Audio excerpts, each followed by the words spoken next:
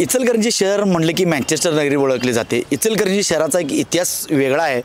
घोरपडे सरकारने ही इचलकरंजी नगरी बसवलेली आहे। इचलकरंजी शहरामध्ये भगतसिंग जे गार्डन आहे ते 12 एकरामध्ये शहराच्या मध्यवर्ती बसवण्यात आले आहे। तसेच राणीजी बाग, छत्रपती शिवाजी उद्यान असे वेगवेगळे उद्यानाच्या माध्यमातून लोकांना कुठेतरी विसावा मिळावा यासाठी ही गार्डनांची व्यवस्था करण्यात आली आहे। पण आता या गार्डनांची व्यवस्था जर बघितली तर दुरावस्था मोठ्या प्रमाणात झाली आहे। जर लहान मुलांसाठी बघण्यात आलं तर मोठ्या प्रमाणात खेळणी तुटलेली आहेत। एका बाजूला जर बघितलं तर लाकडं टाकण्यात आले आहेत। अशी दुरावस्था मोठ्या प्रमाणात झाली। या भगतसिंग उद्यानामध्ये जवळजवळ 12 एकरामध्ये फिरण्यासाठी नागरिकांसाठी जॉगिंग ट्रॅक करण्यात आला आहे, फिरण्यासाठी ओपन जिम करण्यात आलं आहे, लहान मुलांसाठी खेळणी गेले आहेत। पण या सगळ्याची सध्या दुरावस्था झाली आहे। एका बाजूला जर बघितलं या गार्डनची भगतसिंग उद्यानाची 12 वर्षापूर्वी याची 30 वर्षापूर्वी याची स्थापना करण्यात आली होती। तेव्हापासून हे बांधकाम आहे तसंच आहे, पण इथे स्वच्छता महापालिकेकडे होत नाही। इचलकरंजी नगरपालिका असताना मोठमोठे निधी आणले, पण काय निधी गेला कुठं? आपण जर बघितलं तर लहान मुलांची खेळणीसाठी गेल्या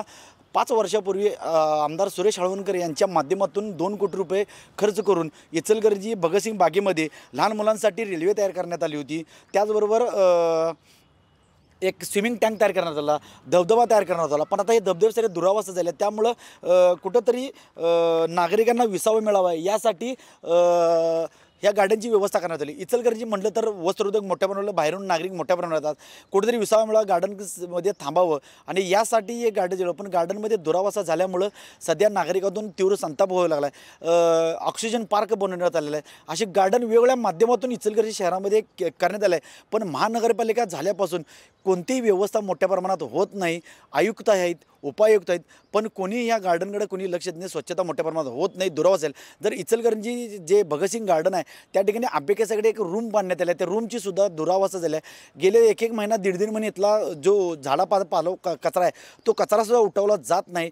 त्यामुळं येणाऱ्या नागरिकांना फिरायला याचा त्रास होतो। हे कुठेतरी चांगल्या पद्धतीनं मुंबई आणि पुण्याच्या धर्तीवर जे गार्डन आहेत त्या पद्धतीचे गार्डन व्हावेत अशी मागणी सध्या जोर धरू लागली आहे। कॅमेरामॅन निखिल विसेसे, मी साईनाथ जाधव, TV9 मराठी, इचलकरंजी।